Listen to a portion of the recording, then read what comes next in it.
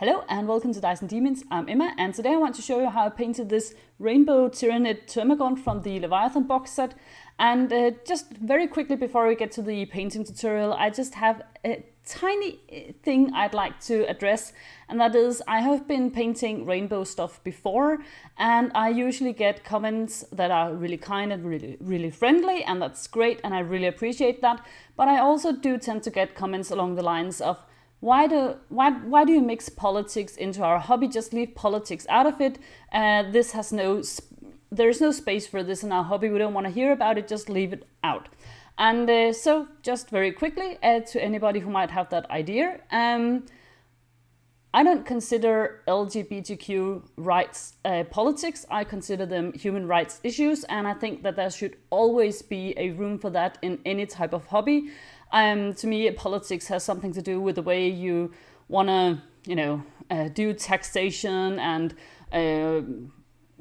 maintaining roads and how to build an educational system and all sorts of things. And those are all really important, but there are also things I might not be particularly interested in, debating when I'm doing my hobby. And so, like, party politics, I definitely think are not really... Well, they're not really that interesting when you're in a hobby space, but human rights issues, I think, should always be addressed. And also for me, of course, there is the completely personal, private thing that I am a woman who is married to another woman. So, of course, LGBTQ rights are very close to my heart. And so it is something I also choose to incorporate in my hobby from time to time. And I hope... I hope you'll understand why, and that you will refrain from writing unkind comments if you don't like this video, if you don't like this theme. Of course, you are more than welcome to just skip it, but please don't write mean stuff about LGBTQ plus people. Thank you. Alright, so let's start painting. I start off with a model that's been primed using the White Scars primer, as I usually do, and then I paint the model all over using Croxagore Scales, which is a contrast paint. Once that's completely dry, I then do a quick dry brush using a makeup brush, as you can see, and then just some ordinary white acrylic paint. And the idea is to do a sort of slap chop-ish style where you do like a darker undercoat, then do a white or lighter dry brush, and then you apply, let's say, contrast paints or speed paints from the Armor Painter or something like that over top of that. And that helps the contrast paints just have a little bit more depth and a little bit more definition, which I really like. So the first couple of scales I'm painting red, and for that I'm using the contrast paint Blood Angels Red, which is just sort of a nice deep red color. I want the transition between the different paints to be as gradual as possible. So as you can see here, I do a quick wet blend where I'm mixing the next paint, which is Magmadroth Flame, also contrast paint, with the Blood Angels Red to give a sort of in-between color between the red and the orange. And this is a technique I'm going to be applying across the entire model, just because I think it works really well. It's especially easy to do when you're working with contrast paints. Here you can see I'm applying Yandon Yellow because that is the next step in my rainbow, and then I'm just using some of the still wet contrast paint from the layer before, the Magmadroth Flame, and do another quick wet blend so that I have an in-between color between the pure orange and the pure yellow. The next step is to get a nice color transition between yellow and green, and for that I'm first using the Yandon Yellow, as you can see here, and then I am going to be mixing it with a bit of the green paint, and the green paint I'm using is called Warp Lightning. It's sort of a nice deep green color that I also really like. I particularly use it for my orcs. I use it as the basis for my orc skin. I then do the transition between green and blue, and I could definitely use a turquoise color like the Croxagore Scales I used for the original layer of paint, but instead I opt for going with a blend of the two colors that will be on either side of this particular piece of the model. So I'm mixing the Warp Lightning with a bit of the Talazar Blue, which is the next paint I'm using. Being able to do these really quick and easy wet blends is also one of the reasons why I particularly like working with contrast paints. It's just, it's more or less just something you can do straight out of the pot, and that is just really cool and really fun because it makes it so easy to experiment with different colors. Then for the next transition between the blue and the pink, I'm using the Talazar blue, and then I mix it with a bit of the Volupus pink, which is the color that I'll be using for the last pair of scales on top of the head. I wasn't really sure what I was gonna do with the sort of the skin of the model, just because I've been using, well, almost any sort of color I have. So I decided to go for a thematic blue, which is a light turquoise color. I thought while it is of course closer in color to the blue and the green, it's not an exact match, and so would work as a more or less neutral color, which I thought would probably give the best basis for the rainbow that I'm going to do later on. For the hoofs and the claws, I went for Skeleton Horde, which is a sort of bone color. Again, I wanted to use a relatively neutral color so that it would not sort of grab your attention too much. I want the attention-grabbing thing on this model to be the rainbow on the scales. Next up, I could finally start highlighting, which is what I had been looking forward to this entire time.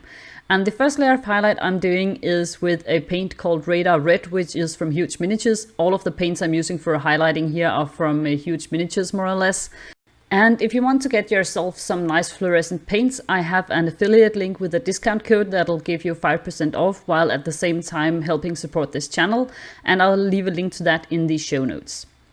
For the orange, I highlighted that with a paint called Laser Orange, and it's a very vibrant orange color, but unfortunately it shows up just a little bit pale here on the video, but it is actually quite vibrant.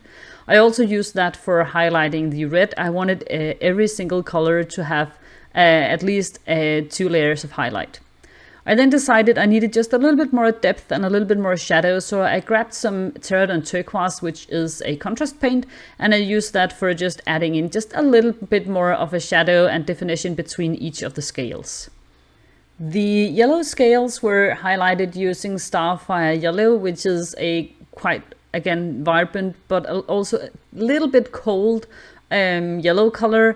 I would really love it if you could get a fluorescent yellow that was actually sort of a warm yellow color, because every single yellow fluorescent paint I've seen tends to be a little bit cold and a little bit on the greenish side. I don't know if it's impossible to make, or if it's just difficult, or if it's just not, you know, popular enough to be able to market it. I don't know, but that would be really cool. I use the same color here, as you can see, for highlighting the orange scales as well. The lighter scales of green were highlighted using Quantum Green. I have 2 fluorescent green paints, Gamma Green and Quantum Green is just a little bit lighter than the other one, so I thought that would be excellent for highlighting these particular scales with. I also then afterwards highlighted them using Starfire Yellow. For the darker green, I then used the Gamma Green, and then afterwards I highlighted them using the Quantum Green. I tried using the color that was either just before or just after the current scales as a sort of highlight color to make sure I could tie it all together and make, again, the transitions between the colors as smooth as possible. For highlighting the turquoise part of the armor, I used a mixture of Blaster Blue and Gamma Green to make a sort of fluorescent turquoise color. I also have other really nice turquoise paints, but I just thought I wanted it to be a fluorescent paint, just because, I mean, all the rest of the highlight colors are, and so I just really wanted it to, well, honestly, I wanted it to look cool under UV light, even though, as I've said so many times before, it has no practical value whatsoever. It's just fun. The blue scales were then highlighted just with Blaster Blue mixed with a tiny bit of white paint. The Blaster Blue is really awesome, but if you just use that alone to highlight, let's say, Talazar Blue, as is the case here, it tends to be just a little bit too subtle for my taste. I like my highlights to be really clearly visible, and so I usually mix in just a touch of white with it. For the purple scales, I highlighted them using Ultraviolet, also from Huge Miniatures. It is a little bit more of a rich color than what you can see here. Again, on the footage, it shows up just a tiny bit pale, whereas in real life it is a little bit more vibrant. I also use the same color, as you can see here, to highlight the blue. I'm not sure that was the best idea. Perhaps I should just have gone with a lighter blue. I was just so happy with my whole idea of using colors from scales either before or after to highlight with, that perhaps I got carried away just slightly. I'm not sure the purple was the best solution here. But I mean, this is again something, as I've said also many times before in my videos, I'm painting this to have fun and to experiment with colors, and it's not for display and it's not for anything, you know, awesome like that. So it doesn't really matter too much. I just have fun and experiment, and sometimes it works and sometimes, well, perhaps not as much. The pink parts of the armor was then highlighted using Pulse Wave Pink, which is a very rich neon pink that I really like.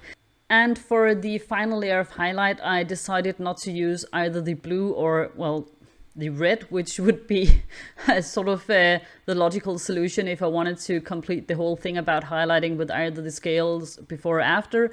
And so I just used a bit of Cyber Pink, which is just a lighter version really of the Pulse Wave Pink. I then decided just to do a quick sort of white glaze on top of the body to highlight that.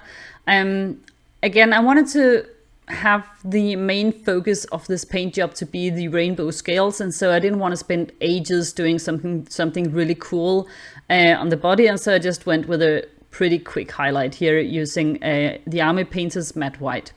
I highlighted the bone color first using Wraithbone, and then I added a touch of matte white afterwards. I'm not quite sure I'm completely in love with the particularly the bone color I'm using here, but I just really wanted it to be, as I said, a sort of neutral color so that it would not sort of take your attention away from the rainbow scales. But perhaps I should have come up with something else. I'm not sure. I mean, it's fine. It's fine. There's nothing wrong with it. It's just I'm not completely totally in love with the bone color. But yeah, maybe I'll come up with something different the next time.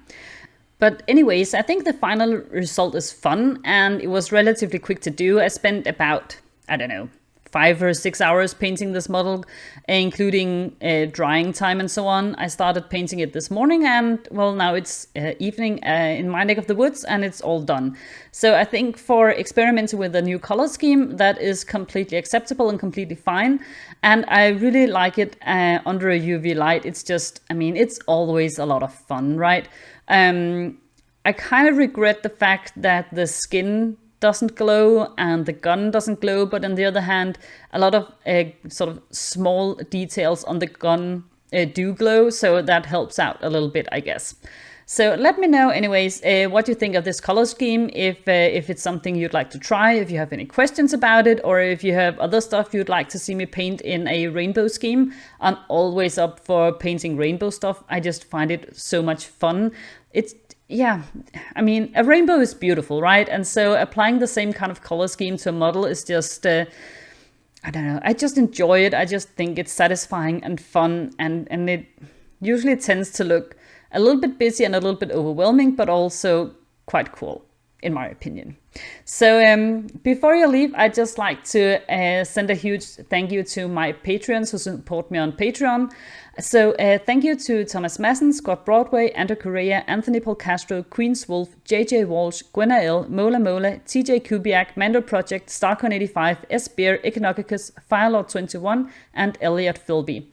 If you would like to join these awesome people in supporting this channel, you can do so over on Patreon, and I'll leave a link to that in the show notes. Also, remember, you can follow me as Dyson Demons over on Twitter and Instagram if you want to stay up to date on my painting projects. So again, if you have any questions, any comments, all sorts of things, I always appreciate it when you let me know in the comments section.